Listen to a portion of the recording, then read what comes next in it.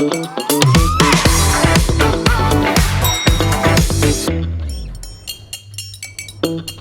இல்லாம colour print பண்ணுங்க, அதுவும் மிக குறைஞ்ச விலையில. Epson eco tank printers. இது வெறும் ஃபேபுலஸ் இல்ல, இது டோட்டலி பிரிண்டபிளஸ்.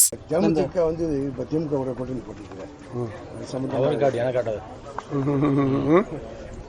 ஏற்கனவே சொன்னீங்க விஜயகாந்த் வந்து திமுகவை எதிர்க்கு அந்த கொள்கையில தான் கட்சி ஆரம்பிச்சாரு அப்படின்னு ஏற்கனவே நீங்களும் சொல்லியிருந்தீங்க. ஆனா கடைசி இப்ப திமுக கூட தான் வந்து திமுக போனதுக்கு பின்னாடி தேமுதிகவுடைய கடந்த கால கொள்கைகள், கேப்டன் விஜயகாந்த் அவருடைய பேச்சுக்கள், சகோதரி பிரேமலதா பேசிய பேச்சுக்கள், விஜயபிரவாரம் பேச்சுக்கள், தேமுதிகவுடைய நிர்வாகிகளுடைய பேச்சுக்கள் எல்லாம் இப்போ வந்து வலைதளத்தில் வந்துக்கிட்டே இருக்கு, குமிஞ்சிக்கிட்டு இருக்கு. அந்த பேச்சுக்களை பூரா பார்த்தீங்கன்னா திமுகவோடு இன்றைக்கு தேமுதிக கூட்டணி சேர்ந்திருப்பது சந்தேகத்தை ஏற்படுத்துகிறது. அது கொள்கை ரீதியான கூட்டணி அல்ல, கொள்ளையடிப்பதற்கான கூட்டணி. அண்ணா திமுக தலைமையில், எடப்பாடியார் தலைமையில் அமைகின்ற கூட்டணி லட்சிய கூட்டணி.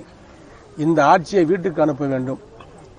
விடியா திமுக ஆட்சியால் மக்களுக்கு விளைந்த கெடுதல் என்னென்ன? இங்கே சராசரி குடும்பத்தை பேசுகின்ற பொழுது கூட ஒரு குடும்பத்திற்கு அதிமுக ஆட்சியில், அம்மாவுடைய ஆட்சியில், எடப்பாடியார் ஆட்சியில் 30,000 செலவு வந்துச்சுன்னா, குடும்ப செலவு, இதர மளிகை செலவு, குடும்ப செலவு, பால் செலவு, சக்கரை செலவு, எல்லா அரிசி, எல்லா செலவும் இந்த 30,000 வந்துச்சுன்னா, இன்னைக்கு திமுக ஆட்சியில், விடியா திமுக ஆட்சியில் 80,000 வருது, 1 லட்சமும் வருது. கிட்டத்தட்ட 1.5 மடங்கு 2 மடங்கு கூடியிருக்கு. 1000 ரூபா கொடுத்துருக்கேன், கோடைக்கு வெயிலுக்கு ரூபா கொடுத்துருக்கேன்னு சொல்றதெல்லாம் மக்களை ஏமாற்றுகின்ற நாடகம். ஆகவே வந்து திமுக ஆட்சி மீண்டும் பொய்யை சொல்லி, பொய்யான வாக்குறுதிகளை சொல்லி ஆட்சிக்கு வருவதற்கான முஸ்தீப்பான வேலைகளை செய்கின்றது. அதற்கான பணிதான் தேமுதிகவை அவர்கள் வளைத்த வரலாறு. எப்படி தேமுதிகவை திமுக வளைத்தது என்ற வரலாறு இன்றைக்கு வலைதளங்களில் அழகாக வந்து கொண்டிருக்கு. அதை பார்த்தாலே உங்களுக்கு தெரியும். சட்டப்பேரவையில் வந்து எனக்கு முதல்வர் சொல்லியிருக்காரு, நிதிநிலை மோசமா இருந்தாலும் 5 ஆண்டுகள் வந்து சிறப்பா ஆட்சி செஞ்சிட்டோம், இன்னும் 2 மாதங்கள்ல மீண்டும் இதே இடத்துல வந்து முதல்வராக உட்காருவோம். அதற்குரிய வாய்ப்பே இல்லை. மீண்டும் திமுக சட்டசபைக்கு போகக்கூடிய வாய்ப்பு, ஆட்சியோ அதிகாரத்தில் போகக்கூடிய வாய்ப்பு கிடையாது. ஏனென்று சொன்னால் ஒவ்வொரு தனி மனிதனும், ஒவ்வொரு குடும்பமும் திமுக ஆட்சியில் கஷ்டப்பட்டிருக்கிறார்கள், நஷ்டப்பட்டிருக்கிறார்கள், துன்பப்பட்டிருக்கிறார்கள், துயரப்பட்டிருக்கிறார்கள். ஆகவே எதை சொல்லியும் மக்களை ஏமாற்ற முடியாது. கதையளக்குகின்ற வேலையெல்லாம் இனிமேல் கதைக்கு ஆகாது. அதிமுக ஆட்சி தான் வரும். அதிமுக தலைமையில் உள்ள கூட்டணி மகத்தான வெற்றியை பெறும். வாக்காளர்கள் ஒவ்வொருவரையும் 100 பேர் சந்தித்தால் அதில் 90 பேர் இந்த ஆட்சிக்கு எதிரான மனநிலையில் தான் இருக்கிறார்கள். ஆகவே மீண்டும் திமுக ஆட்சி வரும் என்ற மிகப்பெரிய கனவு. அது ஒரு பகல் கனவு, வாய்ப்பே கிடையாது. அதிமுக ஆட்சி தான் வரும். எடப்பாடி முதலமைச்சராக வருவார். அரசு ஊழியர்கள், காவல்துறை ஊழியர்கள், அதிகாரிகள், தீயணைப்புத்துறை அதிகாரிகள், கூலி தொழிலாளர்கள், நெசவு தொழிலாளர்கள், விவசாய தொழிலாளர்கள், பட்டாசு தொழிலாளர்கள், இப்படி ஒவ்வொருத்தரும் தனிப்பட்ட முறையில் இந்த திமுக ஆட்சியால் பாதிக்கப்பட்டிருக்கிறார்கள். குறிப்பாக சொல்லணும்னு சொன்னால் இந்த ஆட்சியில் நிர்வாக சீர்கேடு, நிதி நிலைமை மோசமானதற்கு காரணமே திமுக ஆட்சியினுடைய நிர்வாக திறனற்ற ஆட்சி தான் காரணம். 4 லட்சம் கோடி தமிழக அரசினுடைய கடனாக 75 ஆண்டு கால வரலாற்றில் சென்னை மாகாணம் இருந்த காலத்திலிருந்து இன்று தமிழ்நாடு உருவான காலத்திலிருந்து ராஜாஜி, பேரறிஞர் அண்ணா, பெருந்தலைவர் காமராஜர், கலைஞர், புரட்சித்தலைவர் எம்ஜிஆர், புரட்சித்தலைவர் அம்மா, இவர்கள் காலமெல்லாம் சேர்த்து தமிழகத்தினுடைய முன்னேற்றத்திற்காக, கட்டமைப்புக்காக வாங்கிய கடன், உலக வங்கியில் வாங்கிய கடன் 4 லட்சம் கோடி. ஆனால் இன்றைக்கு 5 ஆண்டுகளிலே திமுக அரசு, ஸ்டாலின் அரசு வாங்கிய கடன் 5 லட்சம் கோடி. இது எதை காட்டுகிறது சொன்னால், திட்டமிட்டு பொய்யை சொல்லி மக்களை ஏமாற்றி கடனை வாங்கி அதில் லாபம் சம்பாதிக்கின்ற பணியை இந்த அரசு செய்திருக்கிறது. ஆகவே திமுக ஆட்சியின் மீது தமிழ்நாட்டில் படித்தவர்கள் மட்டுமல்ல, பாமரர் வரைக்கும் இந்த விஷயம் தெரிந்த காரணத்தினால் இனிமேல் திமுகவுக்கு ஓட்டு என்பது அளிக்கவே மாட்டார்கள். இது போன்ற ஒரு மோசமான ஆட்சியை தமிழக வரலாற்றில் இதுவரை கண்டதில்லை என்று சொல்லி சாதாரண குக்கிராமத்திலே மக்கள் பேச ஆரம்பித்து விட்டார்கள். எடப்பாடியார் என்ற சாமானியன் ஒரு வரலாற்று சிறப்புமிக்க தலைவன். தன்னை பற்றி சிந்திக்காமல் தமிழகத்தை பற்றி சிந்தித்த தலைவனாக இன்றைக்கு எடப்பாடியாரை மக்கள் பார்க்கிறார்கள். ஆகவே அதிமுக ஆட்சி தான் வரும். இன்றைக்கு இங்கே இருக்கின்ற ஒரு தாய்மாரை சந்திக்க பொழுது கூட சொன்னார்கள், எங்களுக்கு லேப்டாப் இன்று வரை வரவில்லை, தாலிக்கு தங்கம் கிடையாது, திருமண திட்டம் கிடையாது, குழந்தை பிறந்தால் பணம் கிடையாது, பெண்களுக்கான பாதுகாப்பு கிடையாது, எந்த விதமான நன்மையும் எங்களுக்கு கிடையாது என்று சொல்லி சாதாரண ஒரு தொழிலாளிகள், ஒரு நடுத்தர வர்க்கத்துக்கு கீழே வாழக்கூடிய ஏழை எளிய மக்கள் பேசுகின்ற வார்த்தையை நான் உங்களிடம் சொல்கிறேன். ஆகவே நிச்சயமாக இந்த ஆட்சி மீண்டும் அரியணை ஏறும் என்ற கதை தான் நடக்குமே ஒழிய நிச்சயமாக நடக்கவே நடக்காது. அதிமுக பாரதிய ஜனதா கூட்டணி அற்புதமான கூட்டணி, ஒரு மக்கள் நலனில் அக்கறை கொண்ட ஒரு ஆன்மீக கூட்டணி, தேசிய நலனில் அக்கறை கொண்ட ஒரு நல்ல அரசு அமைவதற்காக போராடக்கூடிய வாழக்கூடிய கூட்டணி. இந்த கூட்டணி தான் மக்கள் தேர்ந்தெடுப்பார்கள். எடப்பாடியார் தான் முதலமைச்சராக வருவார். தேமுதிக இணைஞ்சனால கூட்டணி இன்னும் பலமா இருக்கு அப்படின்ற மாதிரி சொல்றாங்க சார். தேமுதிகவுடைய நிர்வாகிகள் பேசுகின்ற பேச்சுக்கள் இன்றைய வாட்ஸ்அப் குரூப்பில் வலைதளங்களில் வந்து கொண்டிருக்கிறது. அத்தனை பேர் நொறுங்கி அதிமுகவில் இணைந்து கொண்டிருக்கிறார்கள். தேமுதிகவுடைய நிலைப்பாடு, அவர் எதற்காக கட்சியை கேப்டன் விஜய் அதை ஆரம்பித்தார் என்பதே நிலை மாறி இன்றைக்கு போய் திமுகவுடன் சேர்ந்து அதற்கான காரணங்களை சொல்லி பார்க்கிறார். அந்த காரணங்களை தேசிய முற்போக்கு திராவிட கழக நிர்வாகிகளும் தொண்டர்களும் அடித்தடி தொண்டர்கள் ஏற்றுக்கொள்ள தயாராக இல்லை. அந்த கூட்டணி என்பது அவருடைய வெற்றி என்பது பூஜ்ஜியமாகத்தான் முடியும்.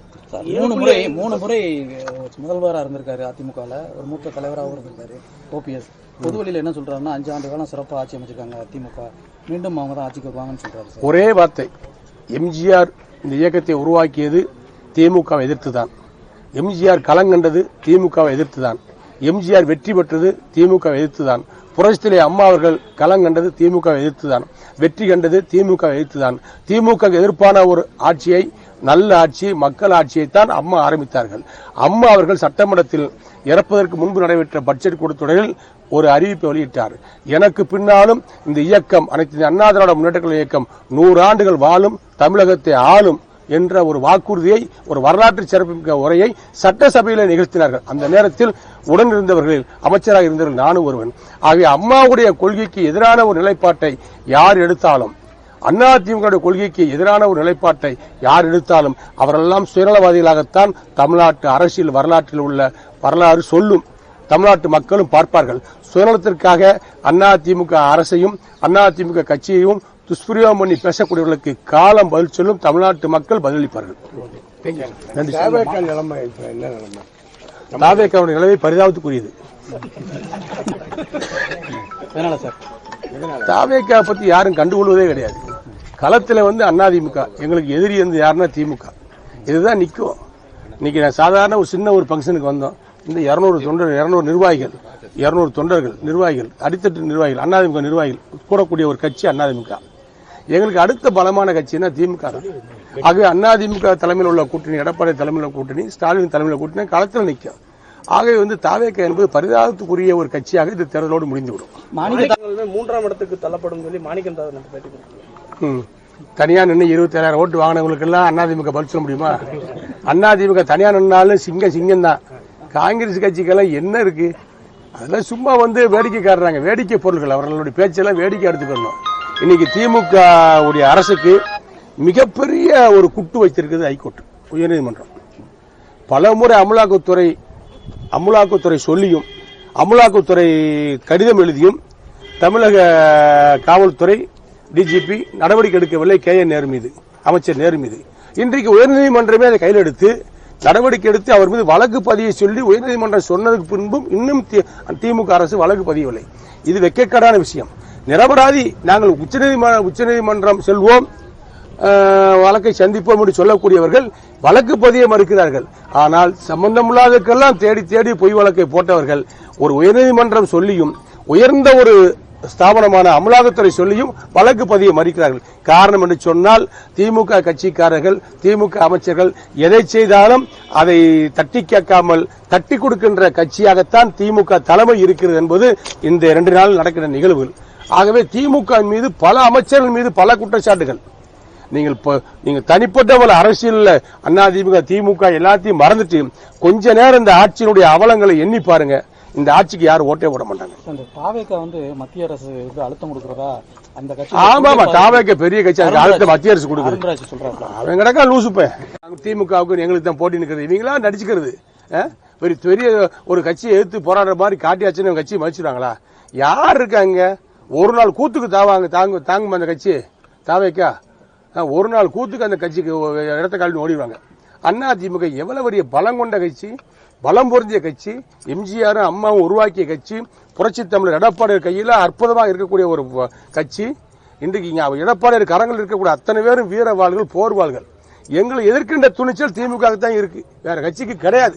தாவேக்கா களத்திலே கிடையாது.